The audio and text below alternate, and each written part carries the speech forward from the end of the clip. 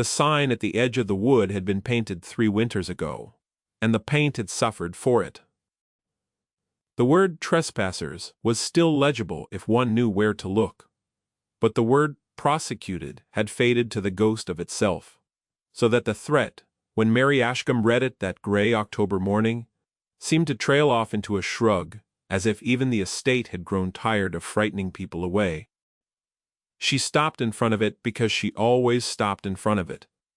It was the polite thing to do. One paused, one acknowledged the warning, and then one stepped around the sign and continued along the deer path that everyone in the village pretended did not exist. She had a basket over her arm and a shawl pinned at her throat with a cheap tin brooch, and her boots were sturdy in a way. Boots have to be when they have been resoled. Twice the wind was pulling at the loose curl on her forehead.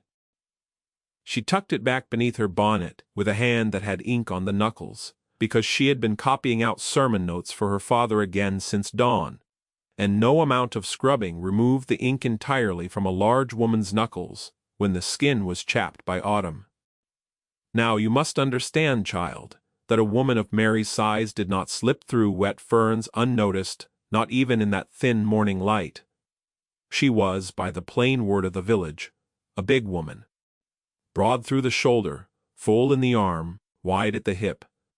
Her face was round and high-colored, her chin softened into a second, and her waist had never in 25 years pretended to be small.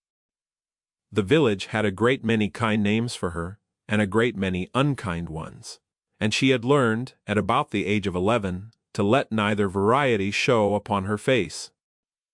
Composure, her mother had once said, was the only inheritance a large, plain daughter could count on. Mary had kept the lesson.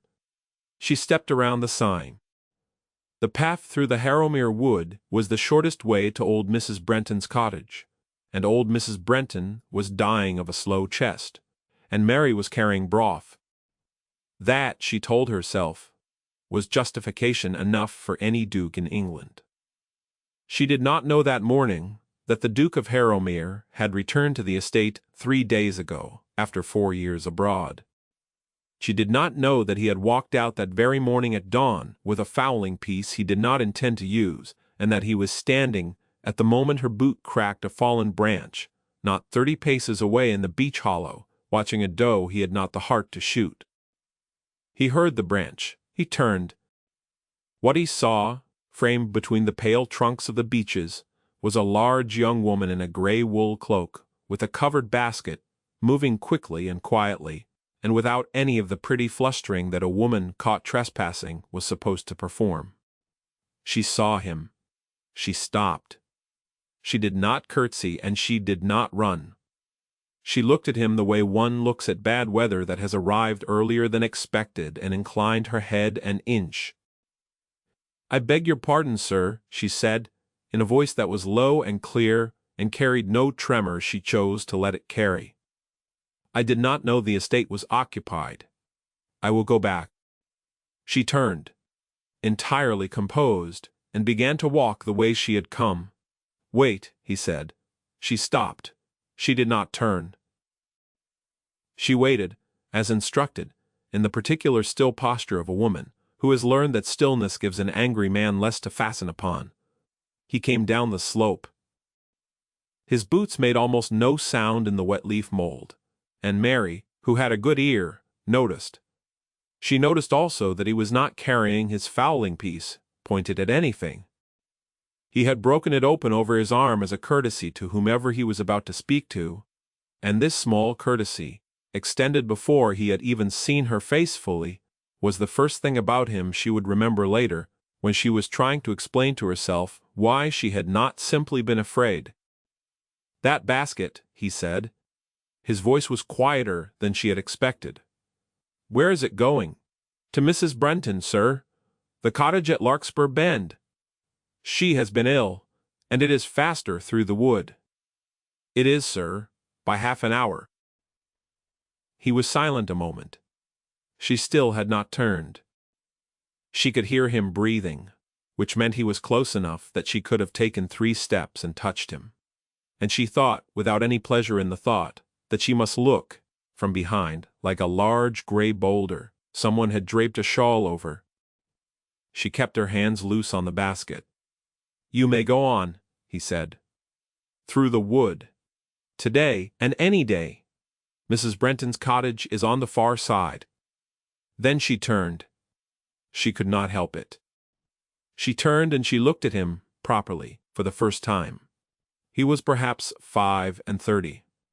Tall, and unfashionably lean in the way men are who have spent 4 years somewhere with heat and dust and inadequate cooking. His hair was dark and cut plainly. There was a scar high on his cheekbone that had healed clean. His eyes were gray and set deep, and they were, she thought at once, tired, in a way that had nothing to do with the hour.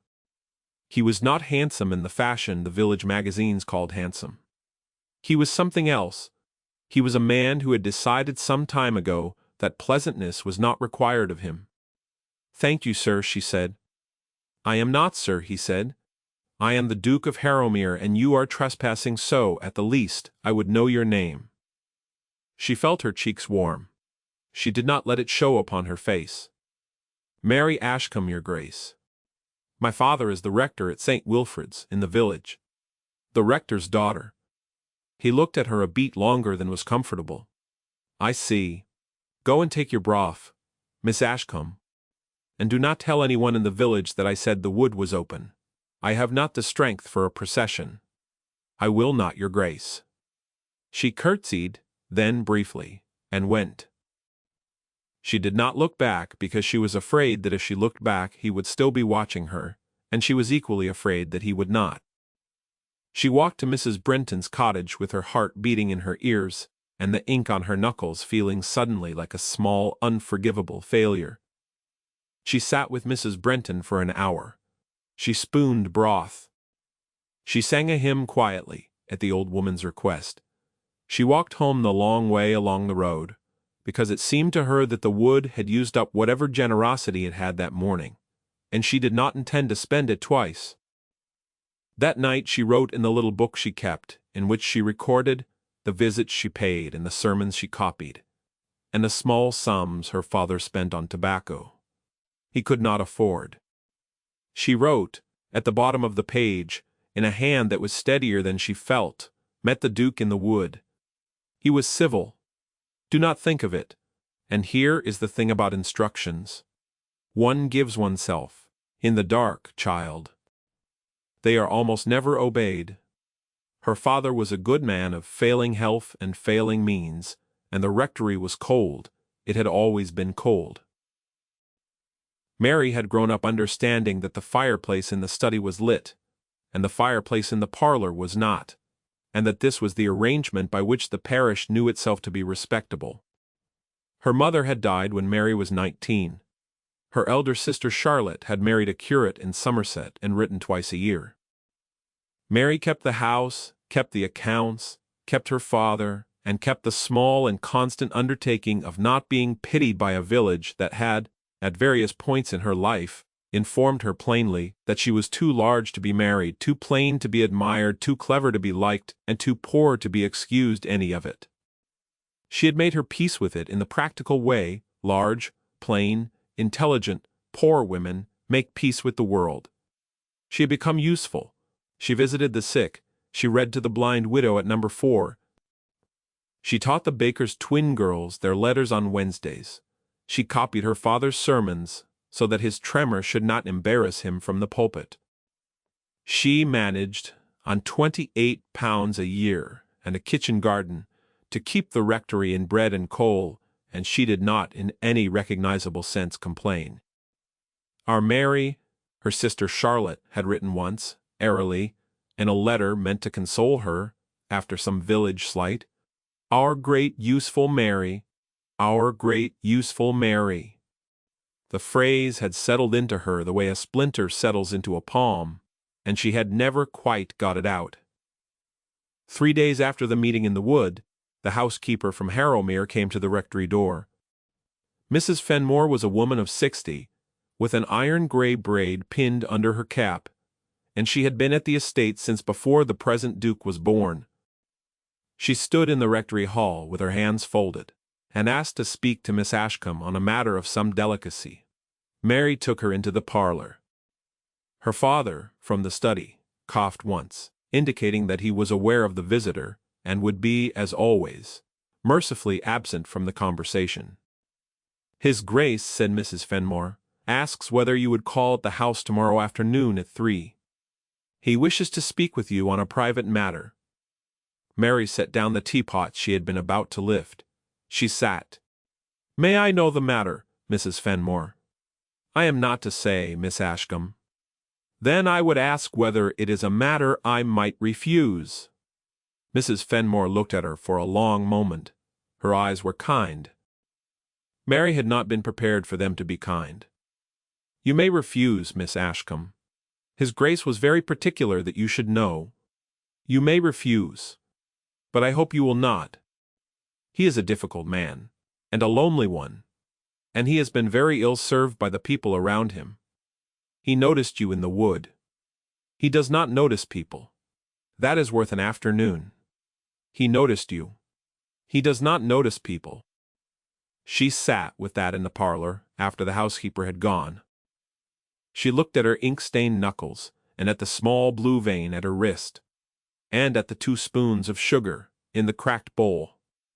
And she thought, with a kind of terror, that she had not permitted herself in years, that she should not go, that whatever the Duke of Harrowmere wanted of her, whether it was to reprimand her further for the trespass, or to ask her advice on some parish matter, it would end in her being reminded, in the polite phrasing that men of his rank had trained since infancy, that a woman of her size and station was not a woman anyone truly saw. She went. She wore her second-best gown, which was her only other gown, and she pinned her hair up with the plainer of her 2 pins. She walked to the house because there was no carriage to take her, and she arrived, at 7 minutes before 3 at the great south door of Harrowmere, with mud on the hem of her cloak and her breath perfectly even, because she had made a point of stopping in the lane and composing herself before the lodge-keeper saw her. She was shown into a library. The library was warmer than any room she had entered in 5 years. A fire had been built up as if against a winter that had not quite arrived. There was tea on a low table.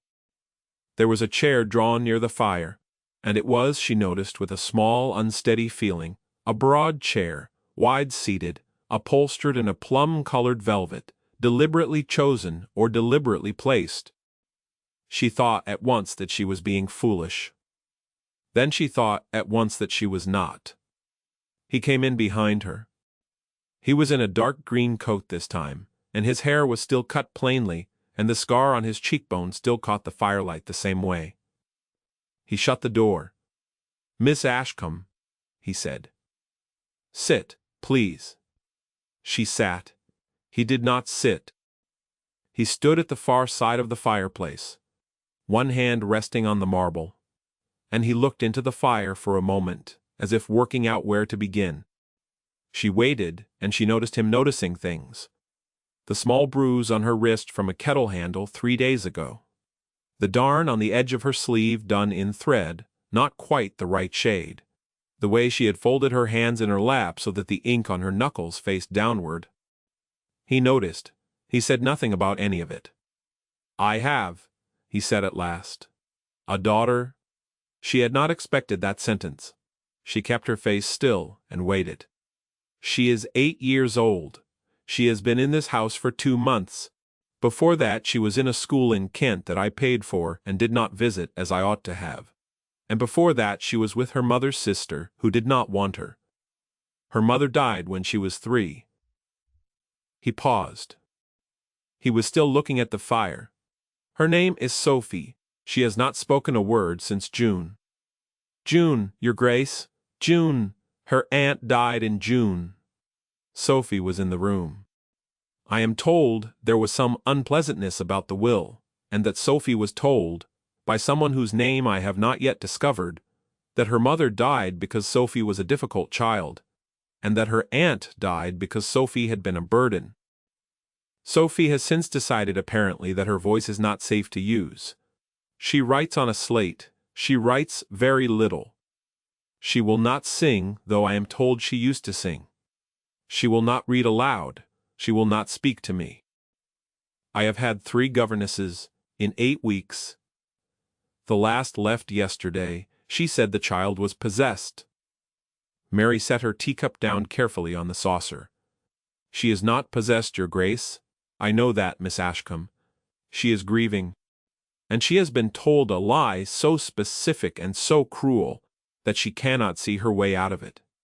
He looked at her then, his gray eyes fixed on her face, with a steadiness that she was not certain she could bear, and he said, very quietly, Yes. That is exactly what I think. And nobody around me thinks it. Nobody around me has said the word grief in her hearing since she arrived. They call her stubborn. They call her willful. My steward has suggested a doctor from London who is fond of cold baths. I have refused him. I did not know what else to do. So you noticed the woman who walked through your wood. He almost smiled. It was the ghost of a smile, and it did not last. But she saw it.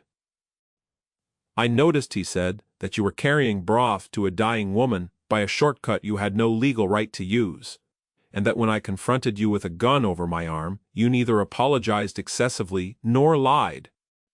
I thought, this is a woman who does not lose her head. And I asked in the village about you. I was told a great many things, not all of them kind. I can imagine, I was told, he said, and here his voice changed, went flatter and colder, in a way she understood was not aimed at her, that you were our great useful Mary, that no man of rank looked twice at a woman of your size, that the rectory would fall down without you, and that the village had in effect agreed not to notice you. Because it was more convenient, I found that I disliked hearing it. He noticed he does not notice people. She looked down at her hands. The ink was faint today. She had scrubbed hard that morning. She had not until this moment understood why she had scrubbed so hard. Your Grace, she said. What is it you are asking me? What is it you are asking me? I am asking you, he said, to come to this house. Not as a governess. I have had governesses, and they have failed as a companion to my daughter. To sit with her. To read to her. To let her be silent in your company. I will pay you £60 a year and your keep, and I will send a stipend of £40 a year to your father directly, so that the rectory need not lose you at cost to itself. I will send a cart for your things whenever you like. You will have a room on the south side of the house. You will have a fire in it. You will dine with Sophie, not with the servants. Unless you prefer the servants. Your position in this house will be that of a lady. And if any person in this house treats you otherwise, they will not remain in this house. She could not speak for a moment. She looked into the fire because looking at him was, for that moment, more than she could manage. Your Grace, she said finally, before I answer, I must speak plainly. Please. I am not clever with children in the way accomplished women are. I have taught the Baker's twins their letters, and I have sat with dying old women, and I know a great deal about the difference between grief and stubbornness, because I have watched my father confuse them in a great many parishioners. That is all. I am not French, and I do not play. I embroider badly. I ride a horse only if the horse has been assured beforehand that I am kind. I am, as you have been told, a woman of some size, and if you are engaging me because you think that a plain large woman will be less alarming to a child than a pretty governess, you should say so. And I will not be offended, because in fact you would be correct. He did not laugh. She would remember that, too. She had said the thing with the small dry twist she used to disarm the cruelties before they could land, and he did not laugh, and he did not look away, and he did not soften his mouth in that patronizing way men had when they were about to reassure her that of course they had not thought of her size at all. Miss Ashcombe, he said, I am engaging you because you did not run when a man stepped out of the trees with a gun. And because, when I told you that a child had been silent since June, you knew, in half a heartbeat, what had been done to her. That is what I am engaging you for, nothing else."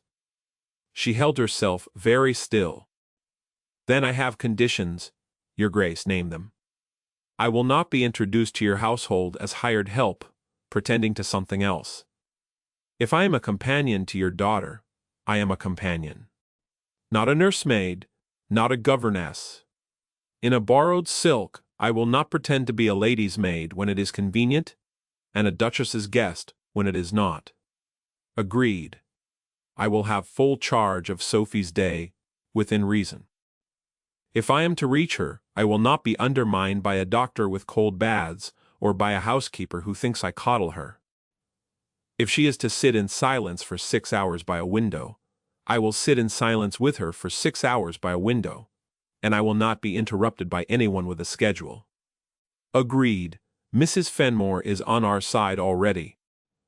She will make it plain to the rest. And the last." Here her voice went, unexpectedly, very quiet. "Her mother is not to be erased. Not by me, not by anyone. If there is a portrait, it hangs. If there was a hymn, it is sung. I do not enter this house to replace a woman I did not know, and I will not have Sophie taught to forget her in order to accept me. That will do her more harm than any lie already told." He was silent for a long moment, per caille. When he spoke, his voice had gone quieter still. "Her portrait hangs in the long gallery. She loved a hymn called Abide With Me. I have not been able to be in a room where it is sung since she died. I will learn to be, if Sophie needs it. Is that acceptable?" "That is more than acceptable, your grace." "Then, we are agreed." She rose, he rose. Neither of them offered a hand, because neither of them was quite sure what a hand would mean in that moment, and both of them, in their separate ways, were people who did not offer what they were unsure of. She dropped a small, correct curtsy. He inclined his head. "I will come the day after tomorrow, your grace." "Thank you, Miss Ashcombe." At the door she stopped. She did not turn. "Your grace, may I know your Christian name, not to use?" "To know." There was a pause behind her. "Nathaniel, thank you." She went out. She walked the whole way home along the road. The fields on either side were the color of old brass, and the light was going. She thought of the sign at the edge of the wood, and the faded threat, and the way the paint had trailed off. And she thought in a small, private, clear voice she had not used with herself for a long time, that perhaps a warning that has faded is a warning the world has quietly withdrawn. Perhaps she told her father that evening. He put down his pipe and looked at her for a long time. And then he said, "Mary, are you certain?" "No, Papa, I am not certain of anything. But I am to be paid £60 a year, and you are to be paid 40. And there is a child in that house who has stopped speaking, and I think I would rather be uncertain and useful than certain." And here he nodded, slowly. Then, with more feeling than she had heard from him in 5 years, he said, "Do not let them frighten you, my girl. You have never been small in any way that mattered. Do not let them make you small." She kissed him on the forehead, and went upstairs, and in the privacy of her own cold bedroom, sat down on the edge of the bed, and for the first time in perhaps a decade, she cried. She cried very briefly, and very quietly, into a folded handkerchief. And when she had finished, she washed her face and unpinned her hair, and thought, without meaning to, of the plum-colored velvet chair drawn close to the fire, and of the man who had ordered a wide-seated chair to be placed there before she arrived. During the entire interview made her aware that he had done so. She moved to Harrowmere on a wet Thursday. The cart carried her 3 trunks, which had been mostly empty since her possessions did not fill 3 trunks. And Mrs. Fenmore had, without saying so, sent word ahead that Miss Ashcombe would need linen and stockings and a warmer cloak. These were laid, plain and good, in the wardrobe of the south room before she arrived. Mary noticed and did not remark on it, and Mrs. Fenmore noticed her not remarking, and a small silent transaction of respect passed between the two women that would hold for the rest of their acquaintance. Sophie was brought in to meet her that evening. She was a slight brown child, with her father's gray eyes and her mother's small chin. She wore a dark gray dress that had been made for a child a size larger, so that the sleeves hung over her wrists, and she carried a slate on a cord round her neck.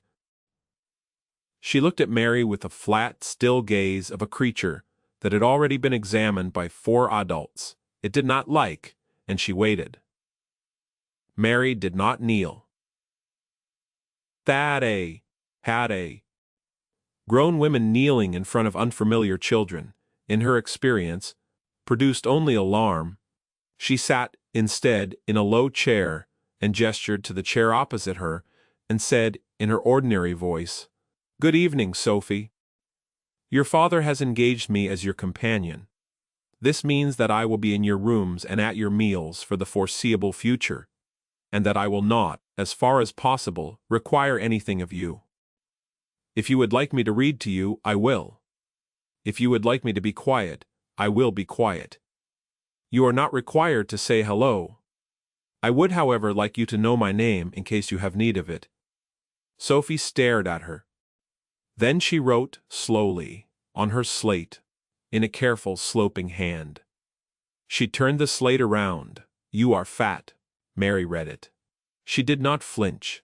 She did not smile, because smiling would have been dishonest, and Sophie would have known. "Yes," she said, "I am. Some people find it a great inconvenience. I have decided, on the whole, not to." Sophie looked at her for a long moment. Then she wiped the slate with the heel of her hand and wrote again.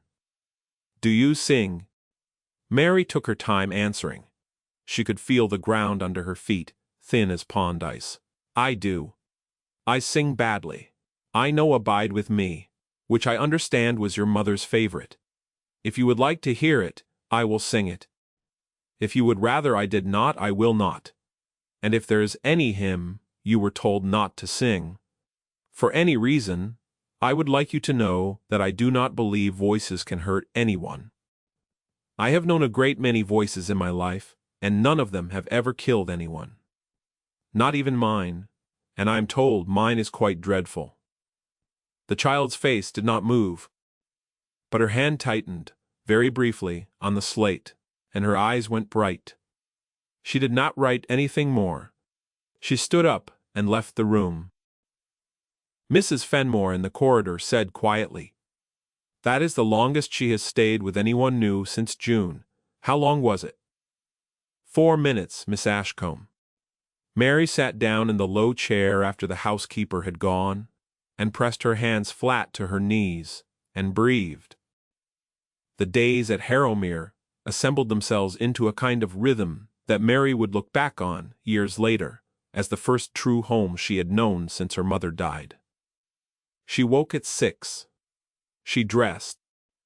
She took breakfast in the small east room with Sophie, who did not eat much and did not speak at all, but who came each morning without protest and sat opposite her and watched her spread butter on toast with the careful concentration of a child studying a rite.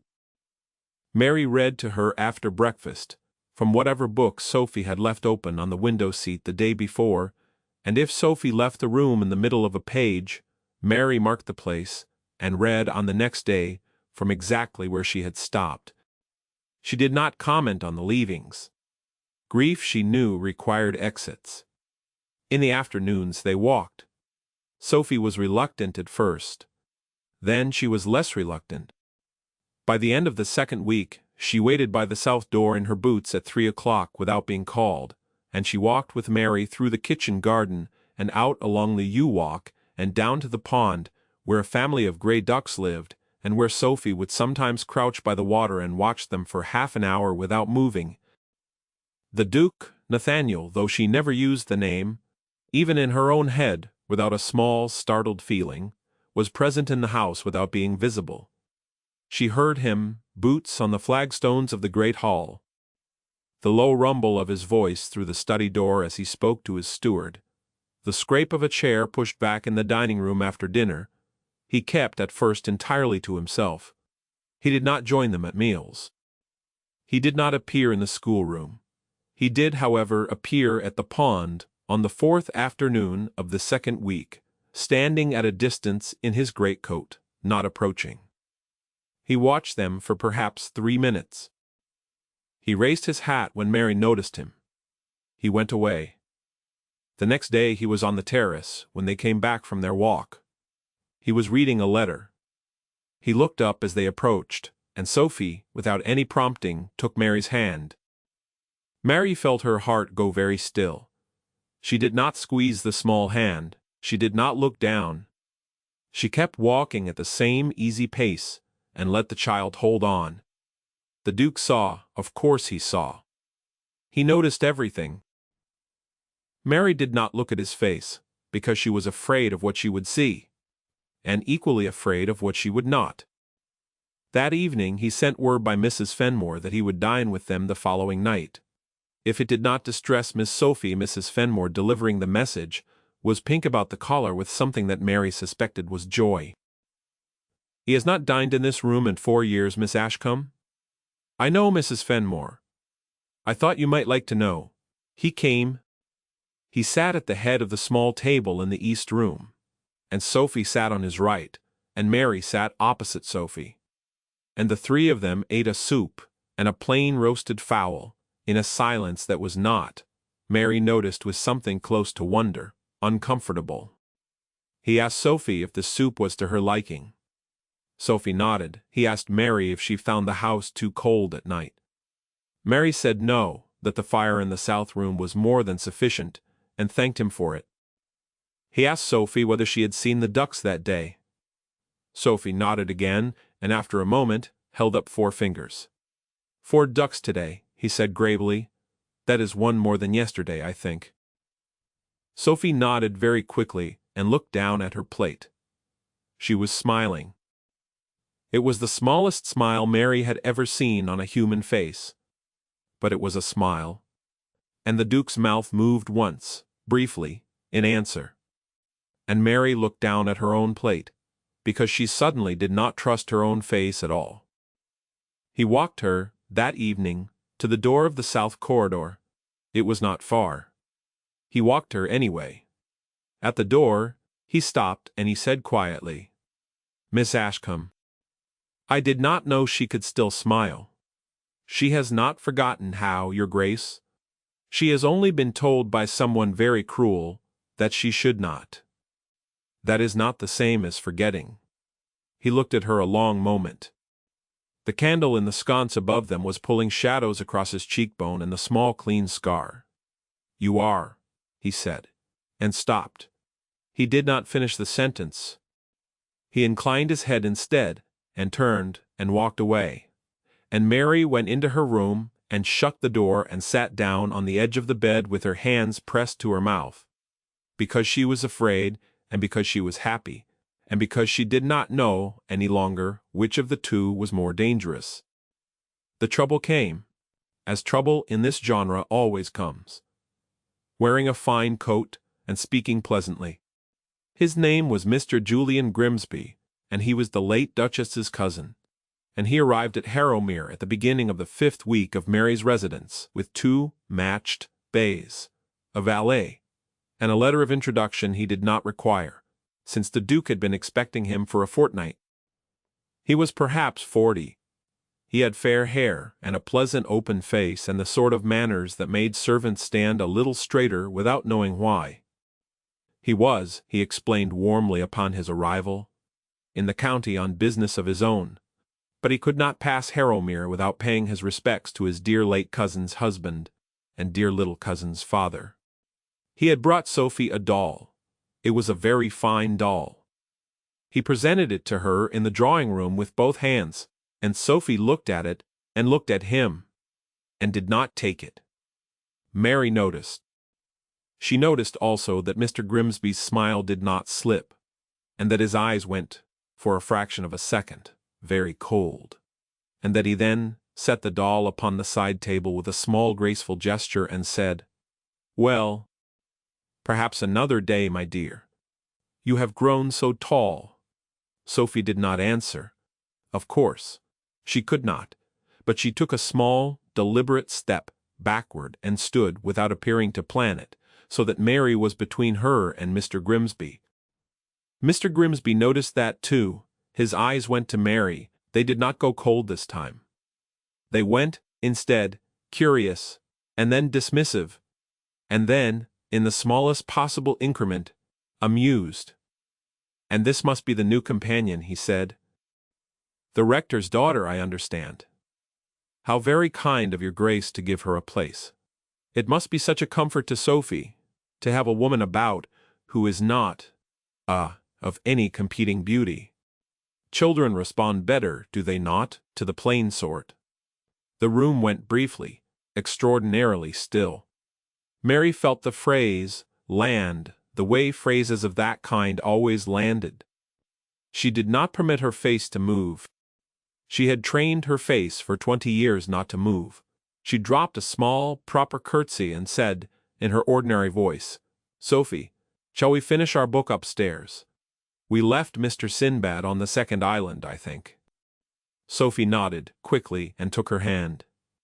"Excuse us, your Grace, Mr. Grimsby." She led Sophie out. She did not look at the Duke. She could not. At the door, however, she heard his voice. It was very quiet.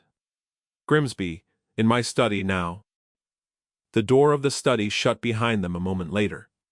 Harder than shutting doors were meant to shut in a great house, and Mary walked Sophie upstairs with a hand that did not, she was proud to note, shake. That night, after Sophie was in bed, Mrs. Fenmore came to the south room with a tray and a face like weather. "He has asked to see you in the library, Miss Ashcombe, when you are ready." "Not before." "How angry is he, Mrs. Fenmore?" "Not with you, Miss Ashcombe." She went down.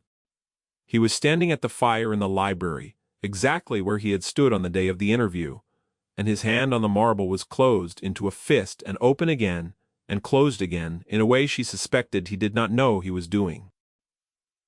He turned when she came in. He did not sit. He did not ask her to sit. "Miss Ashcombe, I have asked Grimsby to leave the house in the morning." "He will leave, but he will not, I fear, leave the matter. He has been positioning himself for some time to petition the courts for guardianship of Sophie, on the grounds that a widowed duke living abroad and now living alone is not a fit sole guardian for a female child of 8, particularly one who has been, as he will put it, damaged. He will file the petition within the month. My solicitor confirmed it this morning. He has already been quietly asking questions in the village. He has already been quietly speaking to my former governesses. He arrived here today, I now understand, not to pay respects, but to gather ammunition. And what he saw, when he walked into that drawing-room, was something he had not expected. He saw a child who did not flinch from a strange woman. He saw that child take that woman's hand. He understood in that moment exactly what you have done in 6 weeks, and he understood exactly what it means for his petition, and so he did the only thing he could do. He tried to make you small in front of me. He tried to make me see you the way the village sees you. He tried to reduce, in one sentence, the one thing in this house that has begun to work." Mary sat down. She had not been invited to. She sat. Anyway, she was suddenly very tired. "He wants her inheritance," she said. "Her mother left her £30,000 in trust. The trust becomes controlled by her legal guardian if I am found unfit. Grimsby has debts. I have only lately begun to understand. Yes, he wants her inheritance. And he thinks that a court will find you unfit. He thinks a court can be persuaded that a silent, grieving child, in the sole care of a widower who has been abroad 4 years and who is now hired, and I quote from his letter to my solicitor which I read this evening, a plain, unmarried woman of unusual size and no accomplishments to serve as an improvised mother. presents a picture the bench will not like. He is not without cleverness. He has chosen his phrasing carefully. He is counting on the bench to look at you and see what the village sees. She sat with this. She did not answer at once. When she did, her voice was very level. Your Grace, may I ask you a plain question? Yes. Do you regret it? Regret what, Miss Ashcombe? Choosing me, knowing that this is what a man like him would do with the choice. He was quiet for a long moment. Then he crossed the room and sat down opposite her. Closer than he had sat before. And he looked at her directly, and he said, in a voice so quiet she had to lean toward it, Mary, I have regretted a great many things in my life. I regretted the 4 years I spent abroad because I could not bear to be in this house. I regretted every governess I hired and did not oversee. I regretted the day her mother died, and I regretted the day I did not go to her funeral, because I could not walk into that church. I have regretted marrying young, and I have regretted being cold when I was needed to be warm. I have regretted, God help me, a very great deal. I have not, for one instant since I sent Mrs. Fenmore to your door, regretted choosing you, and I will tell any bench in England the same, in exactly those words, if it comes to it. She could not look at him. She looked at the fire. He called you plain, he said, more quietly still. He is a liar in a great many ways. But he was never so wrong as when he said that. She closed her eyes.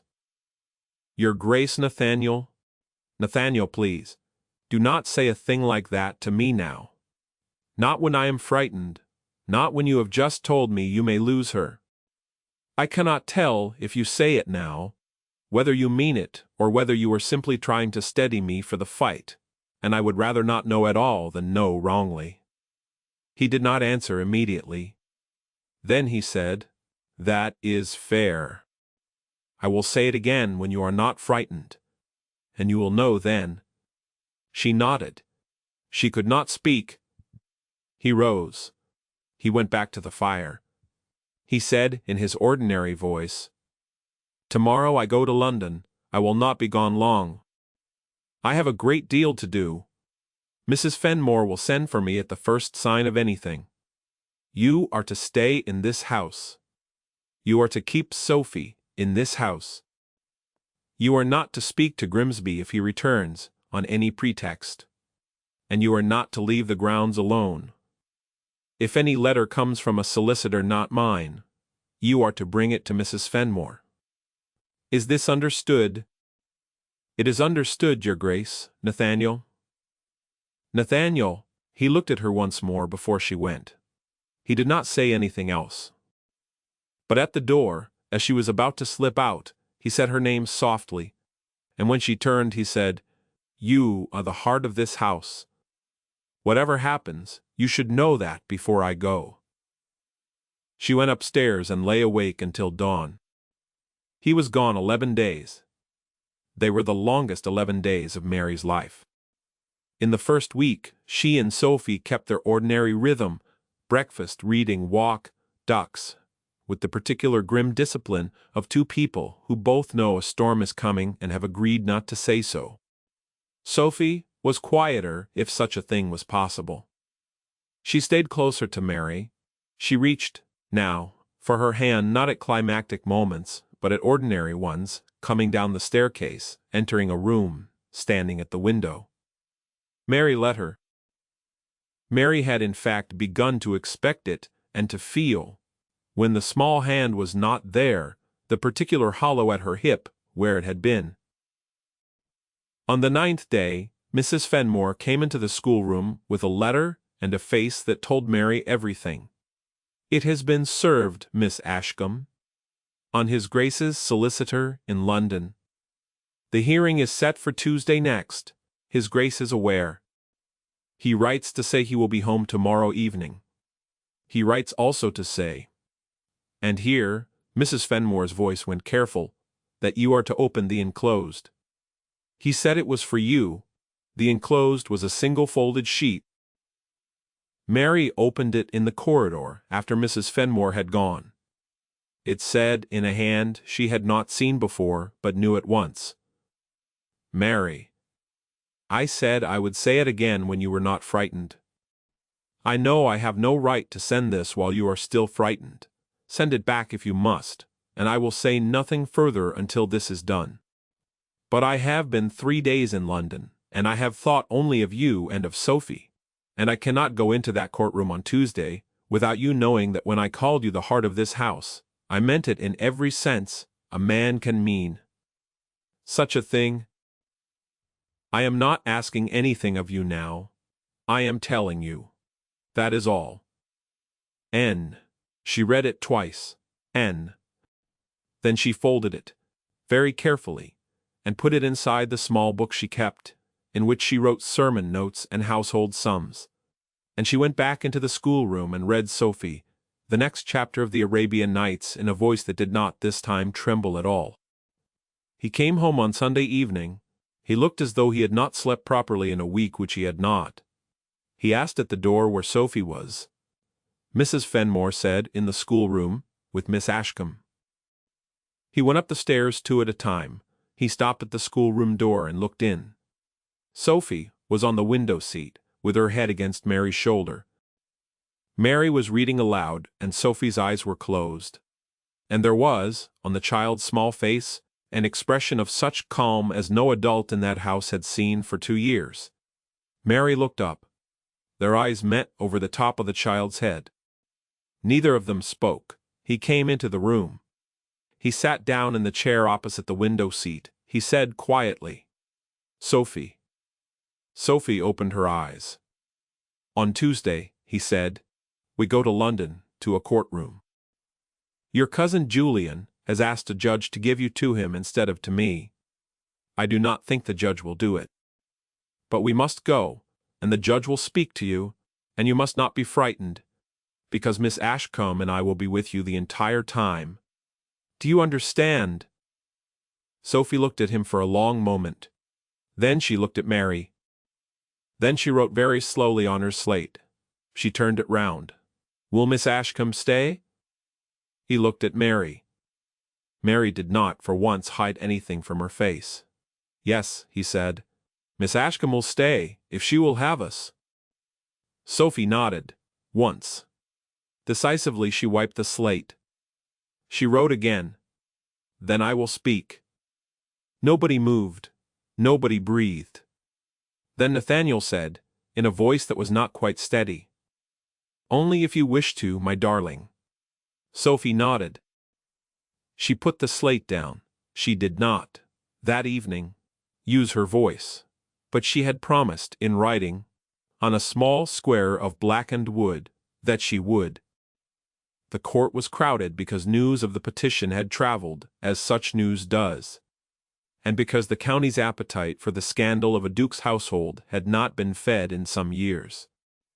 Mr. Julian Grimsby sat with his solicitor at a table on the left. He was in dove gray. He looked, Mary noted with the cool corner of her mind that always remained working under pressure, exactly like a man who expected to win. The Duke sat at a table on the right. Mary sat behind him, in a plain dark dress, with Sophie beside her. Sophie was holding her hand. The petitioner's counsel spoke first. He spoke smoothly. He spoke of a widowed duke, long absent from his estate. He spoke of a child rendered mute by trauma and left in the care of hired strangers. He spoke, without naming her, of a companion, recently engaged from the village, a woman of no formal qualifications, whose engagement, he suggested, said much about the household's judgment. He did not use the word plain. He did not use the word fat. He did not have to. He drew, in the air of the courtroom, the picture he had promised his client he could draw, and Mary sat very still, and let him, because she had decided, in the carriage on the way, that today she would spend it on Sophie. The Duke's counsel spoke next. He was brief and clean. He established that Nathaniel had returned to his estate, that he had personally overseen his daughter's care, that he had engaged Miss Mary Ashcombe of the rectory, upon the recommendation of his housekeeper and upon his own observation. He established quietly and devastatingly that in the 6 weeks since Miss Ashcombe's engagement, the child had, according to the sworn statement of every servant in the household, resumed eating, resumed walking outdoors, resumed smiling, resumed indicating preferences. He then sat down. The judge, an old man with a heavy jaw, looked at Sophie. "Miss Sophie," he said it gently, "is there anything you wish to say to me? You are not required to, but you may." Sophie stood up. She stood up in the great grave hush of that courtroom, a small brown child in a dark gray dress that was still slightly too big for her, and she opened her mouth, and for a terrible moment nothing came out, and Mary felt her own heart stop. And then Sophie's voice, small and thin and unused and shaking, said quite clearly, "I want to stay with Papa." And with Mary. Somebody in the gallery made a sound. Somebody else began to cry quietly. The judge did not move. He was looking at Sophie, the way one looks at something one has not seen in a long time. "Anything else, my dear?" Sophie looked at Mary. She let go of Mary's hand and walked, very deliberately, the 4 paces to Mary's chair. And she put both her hands on Mary's knee, and she said in the same small, clear, thin voice, "She is not our governess. She is the one who stayed. Cousin Julian said she was fat and plain and would not last. She stayed anyway. Please do not send her away with me. Please do not send me away with him." The judge looked at Mr. Grimsby for a long moment. Then he looked at Nathaniel. Then he wrote something briefly on the paper before him and set down his pen. "The petition is denied. Custody is to remain with His Grace the Duke of Harrowmere. And I will add, on my own account and quite unprompted, that in 30 years on this bench I have never seen a clearer statement of where a child belongs than the one I have just heard. Miss Ashcombe, stand, please." Mary stood, dizzily. "You have this court's regard, madam, and its thanks." She could not answer. She curtsied. She sat down. Sophie climbed into her lap without ceremony and put her arms around her neck, and Mary put her face into the child's hair and did not in fact cry, because she had decided that morning that she would not. And she kept the decision, though it was a near thing. Mr. Julian Grimsby, whose face had gone the color of paper, was already leaving through the side door, before the judge had finished speaking. He did not turn. He did not look back. Nathaniel did not watch him go. Nathaniel was looking at Mary. He had been looking at Mary, in fact, since Sophie had spoken. And there was on his face an expression Mary had never seen on any human face directed at her before. And she looked down at Sophie's hair because she was not yet ready to meet it. He said it that night in the library, with the fire high and Sophie safely asleep upstairs, and Mrs. Fenmore elsewhere in the house, weeping and pretending she was not. "Mary Nathaniel, I have been a great coward for many years. I was a coward when my wife was dying. I was a coward for 4 years, after I was a coward when my daughter came to this house, and I did not know how to speak to her. I have been a coward, and I've hidden it behind a great deal of duty and a great deal of formal grief. And I've told myself for a long time that I felt nothing, because feeling anything at all was more than I could survive. And then I found a woman trespassing in my wood who was carrying broth to a dying stranger, and she looked at me over the barrel of a fowling piece, as if I were a piece of weather, and I have not, since that morning, been able to think about anything else." Nathaniel. "No, let me. I have to say it plainly, or I will lose my nerve. I love you. I have loved you since about the 4th minute of our conversation in this room, when you told me you would not enter my house pretending to be a lady's maid. I did not know it then, I know it now. I love you not because you healed my daughter, though you did. I love you not because you are useful, though God knows you are more useful than anyone I have ever met, and I know that word has cost you a great deal, and I promise you I do not mean it in the way it has cost you. I love you because you are, in yourself, a woman I did not know existed. Because you are beautiful, Mary, plainly and factually, and I have watched a great many people in this county fail to see it. And I have decided that their blindness is not my problem. I love you. I do not want you to answer tonight. I want you to hear it, and go to bed, and not answer. Please. She looked at him. She looked at him for a long time. Then she said, quite steadily, Nathaniel, I heard you. I will go to bed. But I want to say one thing first so that you also hear it. And go to bed and not answer, if I ever accept you. And I have not said I will, and I have not said I will, and I have not said I will not.